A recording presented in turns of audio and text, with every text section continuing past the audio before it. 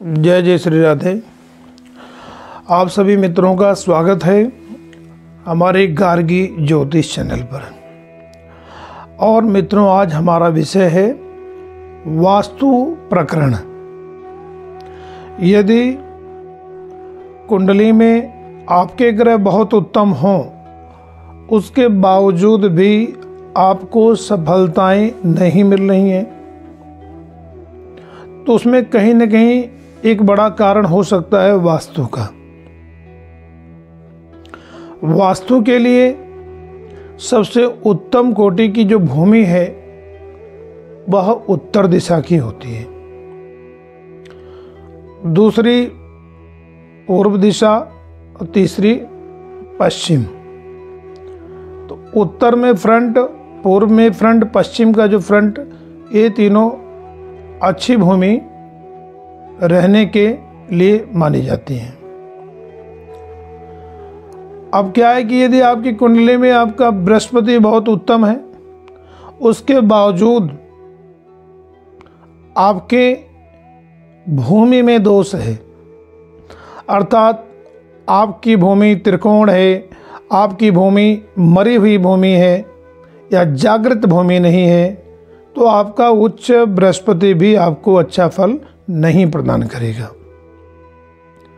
तो आप बने रहें हमारे साथ पूरी वीडियो में, और ऐसी जानकारी आज हम आपको प्रदान करेंगे जो पूर्ववत में शायद आपको न मिली हो। सबसे पहली बात, यदि हम भूमि खरीदते हैं, आप भूमि खरीदते हैं, तो जो मैंने आपको दिशाएं बताई, फ्रंट यही होना चाहिए, और भूमि गोमुखी रहने के लिए उत्तम मानी जाती है, और व्यापार के लिए शेरमुखी उत्तम मानी जाती है। तो शेरमुखी भूमि किसे कहते हैं कि जिसका फ्रंट अधिक हो और जिसका बैक कम हो, वह तो हुई शेरमुखी भूमि। जिस प्रकार शेर का मुख खुला होता है, अर्थात सिर की साइड में उसका आकार बड़ा, पीछे की साइड में कम, उसी प्रकार भूमि का भी निरीक्षण है कि भूमि आगे से अधिक चौड़ी हो और बैक से कम, तो वह शेरमुखी हुई।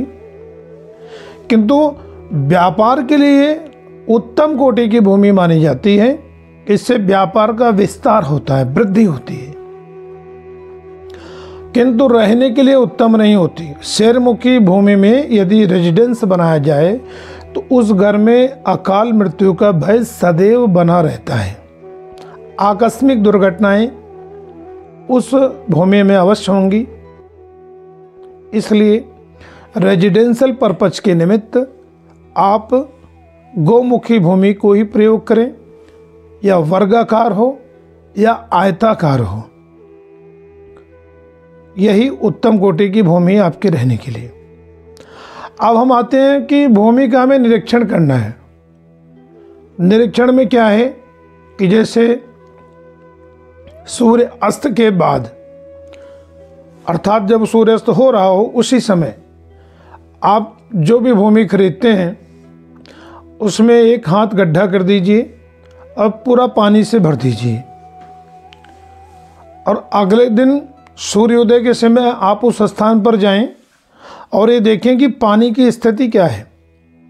यदि पानी थोड़ा बहुत ही कम हुई है तो आपकी भूमि उत्तम कोटि की भूमि है, उसको शीघ्र ले लेना चाहिए। उसमें वंश की वृद्धि, धनधान्य की वृद्धि और आपकी उन्नति होगी। यदि आप देखते हैं कि पानी आधे से भी कम है, बचा हुआ है कम, तो ये मध्यम कोटि की भूमि है, और मध्यम कोटि की भूमि ये भी रहने के लिए उत्तम मानी जाती है। और यदि पूरा पानी सूख जाए, पानी का कुछ अंश भी ना बचे, तो उसके लिए यह है कि वह निम्न कोटि की भूमि है, आपके रहने के पर्पज के लिए वह उत्तम नहीं है। ये बात रही भूमि निरीक्षण की। दूसरी, खुदाई करते समय यदि चोड़ियां प्राप्त हो, मिट्टी काली प्राप्त हो, या लोहा, पुराना लोहा या सड़े हुए चप्पल आदि की प्राप्ति हो, पन्नियाँ उसमें से खुदाई करते समय मिलें, तो वह नकारात्मक भूमि है। इसलिए इस भूमि का सरलता से त्याग करें। अब आपको ये बताएंगे, जब आप भूमि में भवन निर्माण करते हैं तो भवन निर्माण के लिए उत्तर दिशा में आपका मुख्य द्वार होना चाहिए, पूर्व दिशा में और पश्चिम दिशा में। कभी भी घर के मध्य में बीचों बीच में द्वार की स्थापना नहीं करनी चाहिए। घर का द्वार किनारे में हो, लेकिन बिल्कुल मध्य में नहीं होना चाहिए। और भवन निर्माण करने के पश्चात, अर्थात हमें ये विशेष ध्यान देना है कि घर के पूर्व और दक्षिण की दिशा में रसोई होनी चाहिए, क्योंकि पूर्व दक्षिण दिशा वो अग्नि कोण है और अग्नि कोण में अग्नि का वास होता है, तो रसोई में भोजन आदि बनाने का कार्य होता है, तो सिलेंडर में क्या अग्नि का वास है। तो इसलिए रसोई हमारी अग्नि कोण में सबसे उत्तम कोटि की जो दिशा है यही है। फिर हमारा पूजा स्थल ईशान कोण, पूर्व और उत्तर का जो कोना होता है उसे ईशान कोण कहते हैं। ईशान भगवान शिव का भी एक नाम ईशान है और ईशान कोण में ही देवताओं का वास होता है। इसलिए ईशान कोण में पूजा स्थल का निर्माण होना चाहिए। और घर के उत्तर पूर्व में भूमिगत पानी की टंकी या नलका अवश्य होना चाहिए। उत्तम वास्तु के लक्षण हैं। और घर के पूर्व दिशा में द्वार, यदि आपका मुख्य द्वार पश्चिम में है तो एक छोटा सा द्वार पूर्व में अवश्य रखें। खिड़कियां, रोशनदान, ये सब पूर्व की दिशा में अनिवार्य है। आप रोशनदान तो कम से कम रखें भूमि के अनुसार। यदि आपको द्वार की जगह नहीं है तो रोशनदान अवश्य रखें, क्योंकि जितने भी पॉजिटिव रेज हमारे घर में आती हैं वह नॉर्थ और ईस्ट से आती हैं। और दक्षिण दिशा में कभी भी ना तो खिड़की होनी चाहिए, ना ही द्वार होना चाहिए, और ना ही उस स्थान को कभी हमें खाली छोड़ना चाहिए। दक्षिण कोशिश ये कीजिए कि भवन बनाते समय दक्षिण की दिशा डेड हो। और पूरे मकान का जो दक्षिण पश्चिमी भाग है, नैऋत्य कोण, उस स्थान पे टॉयलेट वगैरह होना चाहिए। जो गेस्ट कोई घर में आता है उसका निवास स्थान वायव्य कोण में होना चाहिए, पश्चिम और उत्तर के कोने पर। और बच्चों का स्टडी रूम वो भी उत्तर दिशा में ही होना चाहिए। बच्चे जब पढ़ने बैठें तो उनका मुख उत्तर या पूर्व में हो, तो उस घर में शिक्षा के क्षेत्र में बच्चे विशेष सफल होते हैं। और घर के जो मुखिया का रूम है वह दक्षिण पश्चिम अर्थात नैऋत्य कोण में ही होना चाहिए। दक्षिण पश्चिम में यदि मुखिया का निवास स्थान है तो उस घर में सदस्यों पर उस मुखिया की, घर के मालिक की, घर के स्वामी की कमांड अच्छी बनी रहती है। इसलिए इसे मास्टर बेडरूम कहते हैं, वह दक्षिण पश्चिम में होना चाहिए। वास्तु के अनुसार कभी शयन कक्ष में शीशा नहीं होना चाहिए, ड्रेसिंग आदि। यदि है तो रात्रि में उसको ढक करके सोएं। घर में आजकल लोग एक्वेरियम आदि रखते हैं तो बड़ी अच्छी बात है। तो एक्वेरियम आदि भी उत्तर दिशा में ही होना चाहिए। इससे घर में वृद्धि होती है, लक्ष्मी की कृपा बनी रहती है, सुख समृद्धि आती है। घर का जो मध्य स्थान होता है उसको ब्रह्म स्थान कहते हैं। ब्रह्म स्थान सदैव पवित्र होना चाहिए। अर्थात वहाँ पे चप्पल, झाड़ू आदि ऐसी चीज़ें ना हों, तो इससे घर में सकारात्मक ऊर्जा बनी रहेगी। घर में दरवाज़ों की संख्या सम संख्या में होनी चाहिए, खिड़कियां भी सम संख्या में होनी चाहिए। इससे भी आपके घर में बहुत सकारात्मक प्रभाव रहेगा, ऊर्जा घर की बनी रहेगी। पानी का स्थान जैसे छत पे हम टंकी आदि रखते हैं तो संभवतः उत्तर दिशा में ही रखें या पूर्व दिशा में रखें। और भवन बनाते समय विशेष ध्यान देने की बात एक यह है कि आपका दक्षिण और पश्चिम भाग ऊंचा होना चाहिए और ईशान कोण आपका नीचे होना चाहिए। अर्थात ईशान कोण उत्तर पूर्व की जो दिशा है वह लिंटर से थोड़ी सी डाउन हो और दक्षिण पश्चिम की जो दिशा है वो थोड़ा ऊपर उठी होनी चाहिए। तो ये एक सटीक वास्तु होगा आपकी उन्नति के लिए, आपकी वृद्धि के लिए। और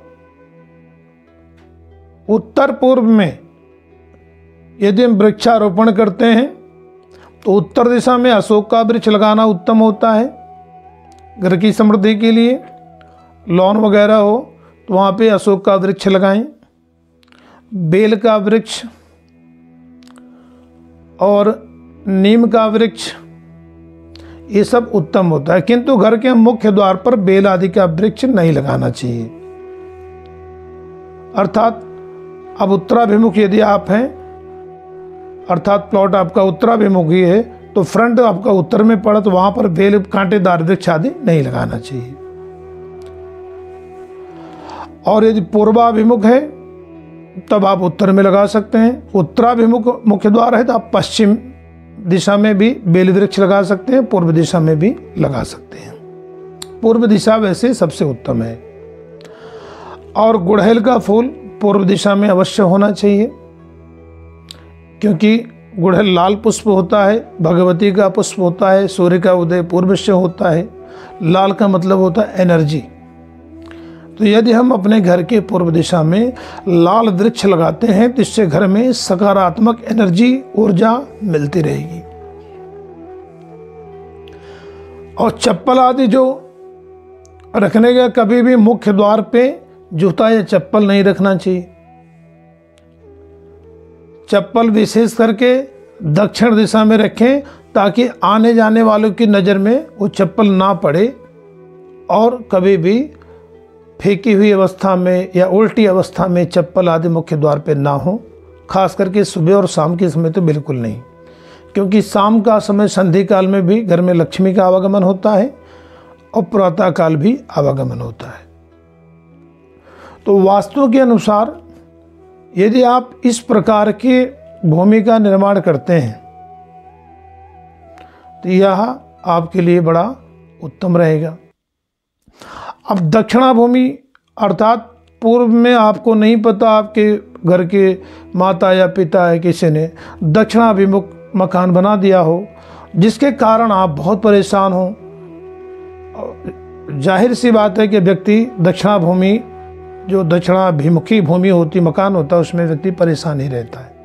उस घर में धन रुकता नहीं है, रोगों की वृद्धि होती है। उस घर का अधिकतम जो धन होता है वह बीमारी और रोगों पर ज़्यादा ही खर्च होता है। तो तत्कालिक निवारण के लिए क्या करना चाहिए कि दक्षिण में यदि आपका मुख्य द्वार है तो आप उसके ऊपर पंचमुखी हनुमान जी की प्रतिमा मंगलवार के दिन दोपहर 11:30 से 12:30 के मध्य में या शनिवार के दिन 11:30 से 12:30 दोपहर के मध्य में आप स्थापित कीजिए हनुमान जी की पूजा अर्चना करने के पश्चात। और एक हनुमान जी की ध्वजा आप अपने छत पर स्थापित करें यदि आपके घर का मुख्य द्वार दक्षिण में है तो। और एक उपाय ये भी है कि घर में प्रवेश करते समय मुख्य द्वार के दाहिनी दिशा में आप तुलसी का गमला रखें और बाईं दिशा में एक गमले में केले का वृक्ष लगाएं। इससे आपके घर के वास्तु दोष का निवारण होगा। तो ये जो उपाय हैं, यदि इन उपायों के माध्यम से आप गृह निर्माण करते हैं तो निश्चित ही लंबे समय तक आप उस घर में रह पाएंगे। उस घर में लंबे समय तक सुख समृद्धि बनी रहती है, वंश आदि की वृद्धि होती रहती है।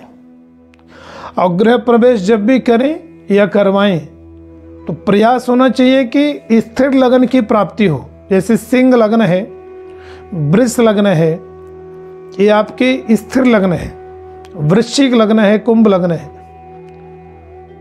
तो स्थिर लग्न हो, ग्रहों की उत्तम स्थिति को देखकर ही घर का गृह प्रवेश होना चाहिए। कई बार क्या होता है कि आप गृह प्रवेश करते हैं, चलित लग्न में आपने गृह प्रवेश करिए जो चर लग्न है। चर लग्न में गृह प्रवेश करने से उस भवन में गृह स्वामी जो होता है, घर का मालिक, ज़्यादा समय तक नहीं निवास कर पाता, अर्थात कुछ समयों के पश्चात मृत्यु भी हो जाती है।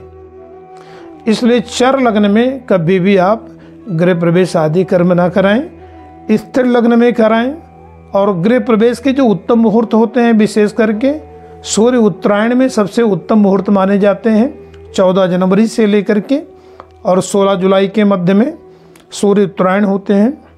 इसी मध्य में गृह प्रवेश के सबसे सुंदर, सबसे अच्छे मुहूर्त होते हैं। इस मध्य में करने से व्यक्ति उस स्थान पर सदैव उन्नति को प्राप्त करता है, वृद्धि को उसको प्राप्ति होती है, वृद्धि होती है, धन की, वंश की, हर प्रकार से वृद्धि होती है। तो मुझे विश्वास है कि वास्तु के ऊपर जो हमने आपको बनाया है वीडियो, आपको जरूर पसंद आया होगा। आगे हम वास्तु के ऊपर आपको और भी अच्छी अच्छी वीडियो बनाते रहेंगे। किस दिशा में कहाँ वृक्ष होना चाहिए, घर में किस दिशा में घड़ी लगनी चाहिए, किस दिशा में आपका जो घोड़े की तस्वीर आती है किस दिशा में वो लगना चाहिए, बेडरूम में कौन सी फोटो या प्रतिमा होनी चाहिए, बच्चों के रूम में क्या ऐसी व्यवस्था करें कि बच्चों की एकाग्रता बनी रहे। तो अगली वीडियो में हम आपको विस्तृत और भी जानकारी बताने का प्रयास करेंगे। यदि आपको हमारी वीडियो पसंद आई हो तो आप इसको लाइक करें, शेयर करें, सब्सक्राइब करें। धन्यवाद।